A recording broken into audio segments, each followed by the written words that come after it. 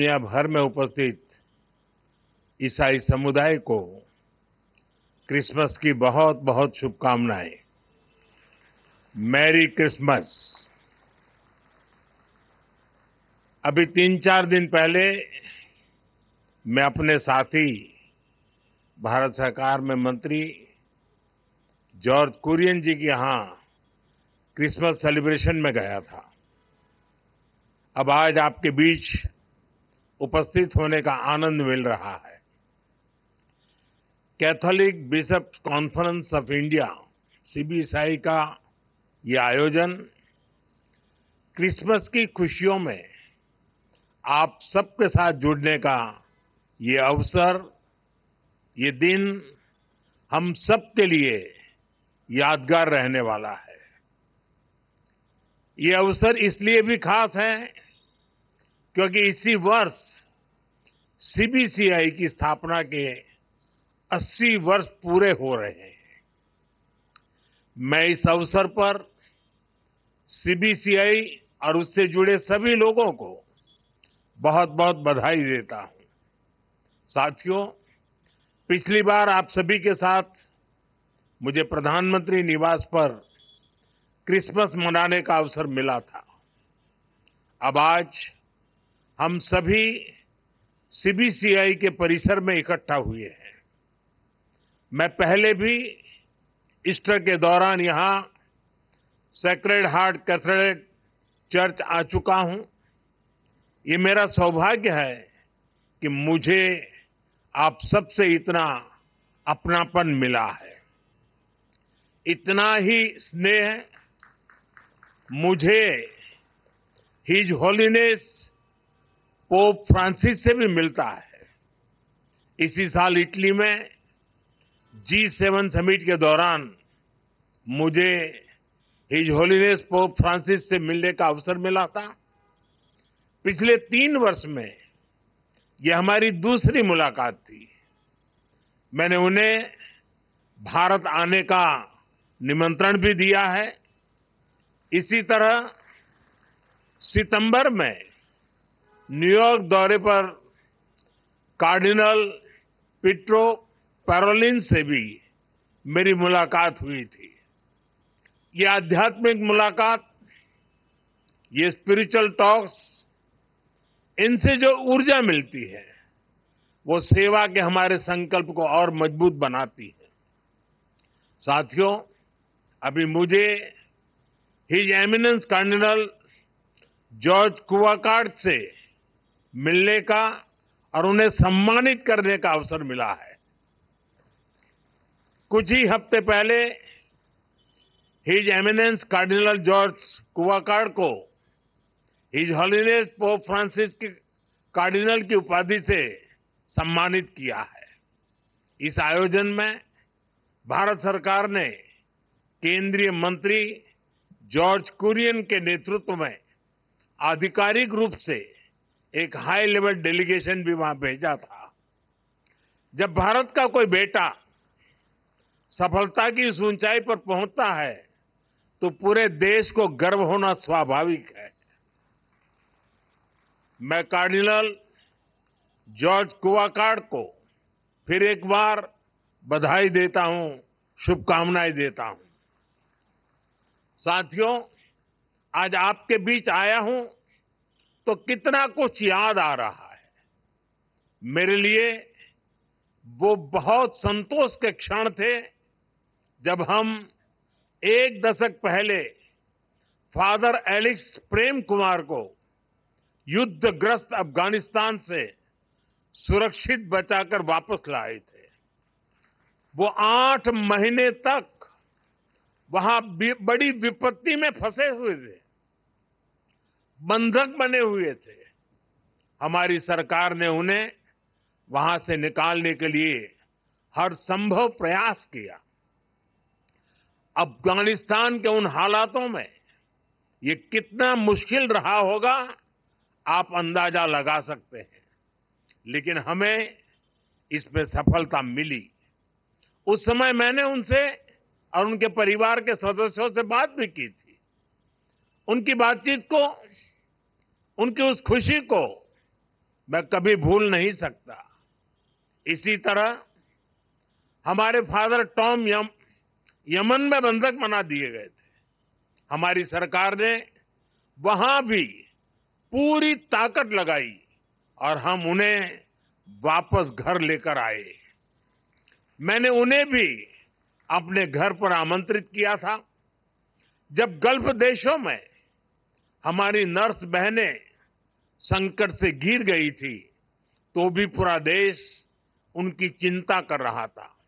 उन्हें भी घर वापस लाने का हमारा अथक प्रयास रंग लाया। हमारे लिए ये प्रयास केवल डिप्लोमेटिक मिशंस नहीं थे, ये हमारे लिए एक इमोशनल कमिटमेंट था। ये अपने परिवार के किसी सदस्य को बचाकर लाने का मिशन था। भारत के संतान दुनिया में कहीं भी हो, किसी भी विपत्ति में हो, आज का भारत उन्हें हर संकट से बचाकर लाता है, इसे अपना कर्तव्य समझता है। साथियों, भारत अपनी विदेश नीति में भी नेशनल इंटरेस्ट के साथ साथ ह्यूमन इंटरेस्ट को प्राथमिकता देता है। कोरोना के समय पूरी दुनिया ने इसे देखा भी और महसूस भी किया। कोरोना जैसी इतनी बड़ी पैंडेमिक आई, दुनिया के कई देश जो ह्यूमन राइट्स और मानवता की बड़ी बड़ी बातें करते हैं, जो इन बातों को डिप्लोमेटिक वेपन के रूप में इस्तेमाल करते हैं, जरूरत पड़ने पर वो गरीब और छोटे देशों की मदद से पीछे हट गए। उस समय उन्होंने केवल अपने हितों की चिंता की, लेकिन भारत ने परमार्थ भाव से अपने सामर्थ्य से भी आगे जाकर कितने ही देशों की मदद की। हमने दुनिया के 150 से ज्यादा देशों में दवाइयां पहुंचाई, कई देशों को वैक्सीन भेजी। इसका पूरी दुनिया पर एक बहुत सकारात्मक असर भी पड़ा। अभी हाल ही में मैं गयाना दौरे पर गया था, कल मैं कुवैत में था।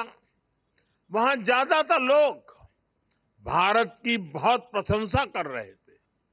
भारत ने वैक्सीन देकर उनकी मदद की थी और वो इसका बहुत आभार जता रहे थे।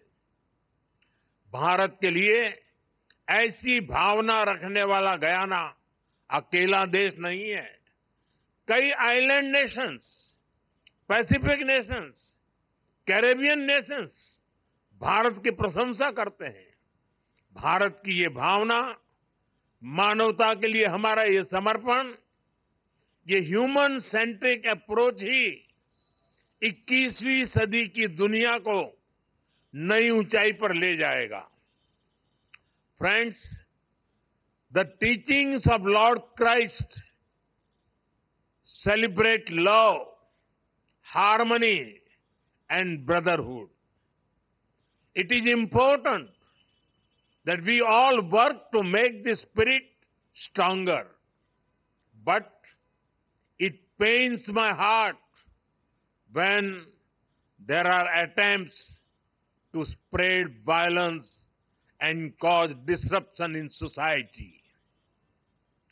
Just a few days ago, we saw what happened at a Christmas market in Germany. During Easter in 2019, churches in Sri Lanka were attacked. I went to Colombo to pay homage to those who lost in the bombings. It is important to come together and fight such challenges.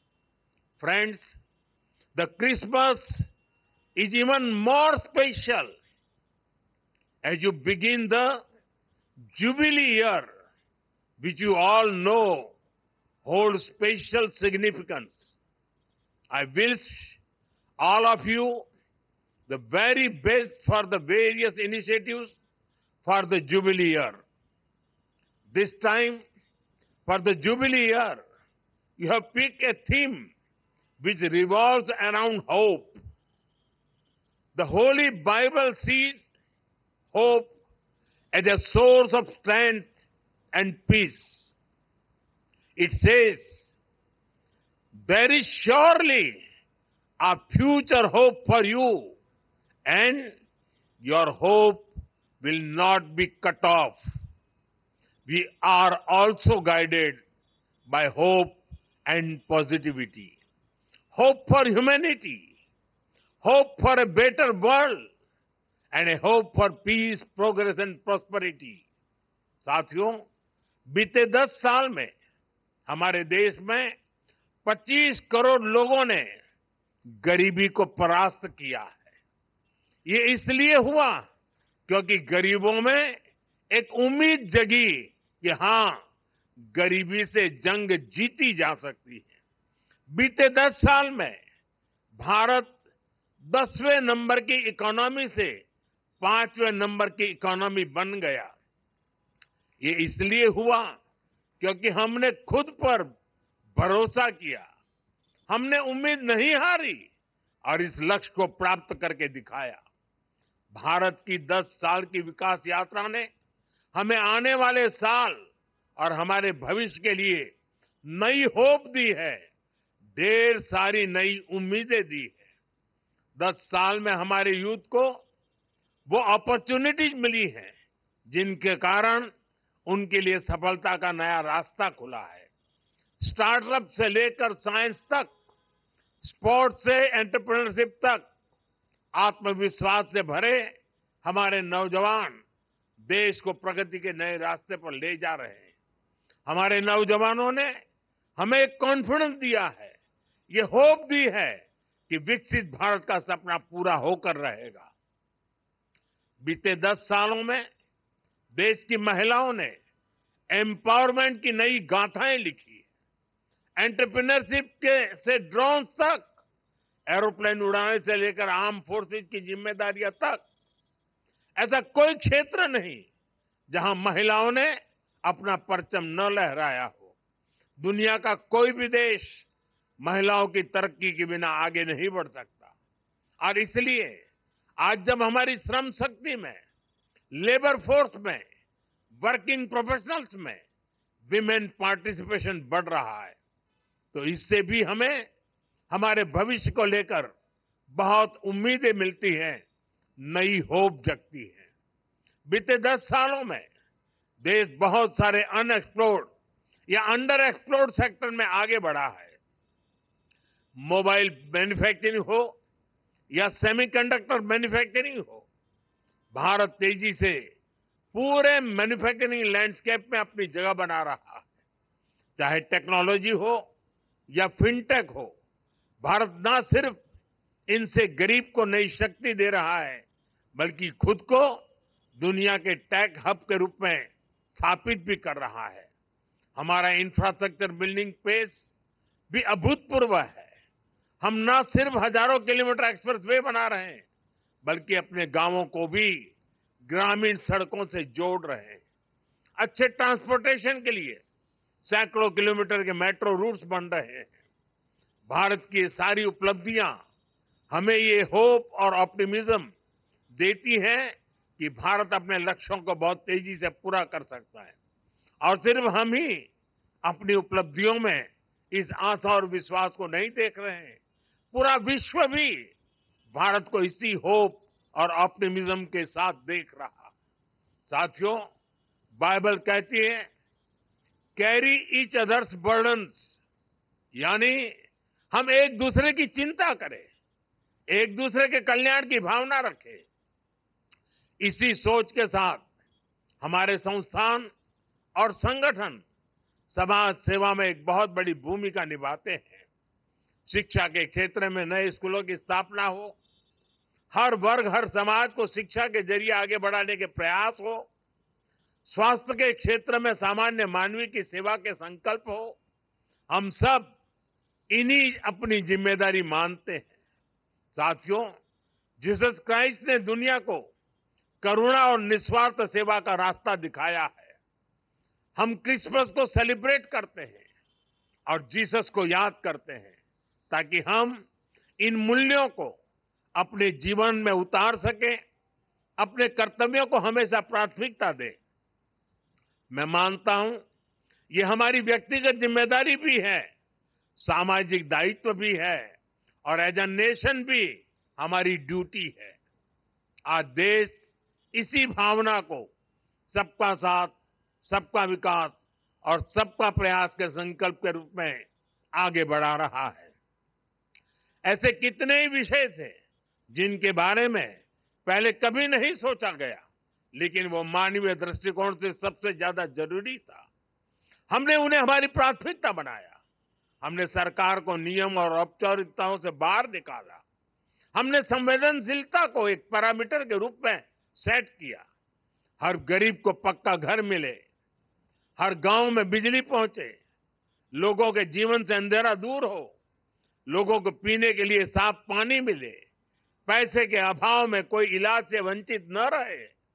हमने एक ऐसी संवेदनशील व्यवस्था बनाई जो इस तरह की सर्विस की, इस तरह की गवर्नेंस की गारंटी दे सके। आप कल्पना कर सकते हैं, जब एक गरीब परिवार को ये गारंटी मिलती है तो उसके ऊपर से कितनी बड़ी चिंता का बोझ उतरता है। पीएम आवास योजना का घर जब परिवार की महिला के नाम पर बनाया जाता है तो उससे महिलाओं को कितनी ताकत मिलती है। हमने तो महिलाओं के सशक्तिकरण के लिए नारी शक्ति वंदन अधिनियम लाकर संसद में भी उनकी ज्यादा भागीदारी सुनिश्चित की है। इसी तरह आपने देखा होगा, पहले हमारे यहाँ दिव्यांग समाज को कैसी कठिनाइयों का सामना करना पड़ता था। उन्हें ऐसे नाम से बुलाया जाता था जो हर तरह से मानवीय गरिमा के खिलाफ था। ये एक समाज के रूप में हमारे लिए अफसोस की बात थी। हमारी सरकार ने उस गलती को सुधारा। हमने उन्हें दिव्यांग ये पहचान देकर के सम्मान का भाव प्रकट किया। आज देश पब्लिक इंफ्रास्ट्रक्चर से लेकर रोजगार तक हर क्षेत्र में दिव्यांगों को प्राथमिकता दे रहा है। साथियों, सरकार में संवेदनशीलता देश के आर्थिक विकास के लिए भी उतनी ही जरूरी होती है।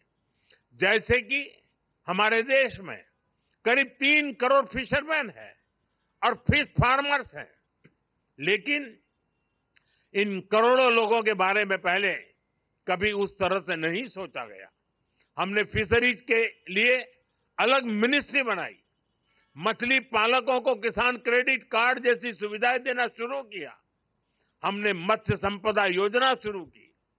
समंदर में मछली पालकों की सुरक्षा के लिए कई आधुनिक प्रयास किए गए। इन प्रयासों से करोड़ों लोगों का जीवन भी बदला और देश की अर्थव्यवस्था को भी बल मिला। Friends, from the ramparts of the red fort, I had spoken of सबका प्रयास. It means collective effort. Each one of us has an important role to play in the nation's future. When people come together, we can do wonders.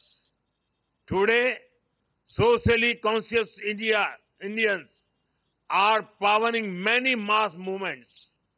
Swachh Bharat helped build a cleaner India. It also impacted health outcomes of women and children. Millets or Sri Anna grown by our farmers are being welcomed across our country and the world. People are becoming vocal for local, encouraging artisans and industries. एक पेड़ मां के नाम, meaning a tree for mother, has also become popular among the people. This celebrates Mother Nature as well as our mother. Many people from the Christian community are also active in these initiatives.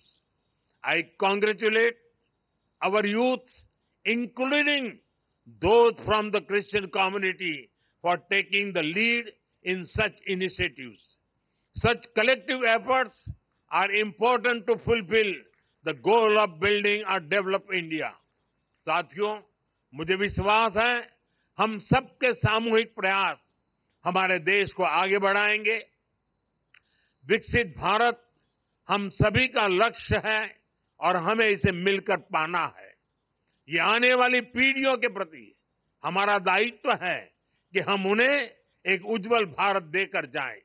मैं एक बार फिर आप सभी को Christmas और jubilee year की बहुत बहुत बधाई देता हूं, शुभकामनाएं देता हूं। बहुत बहुत धन्यवाद।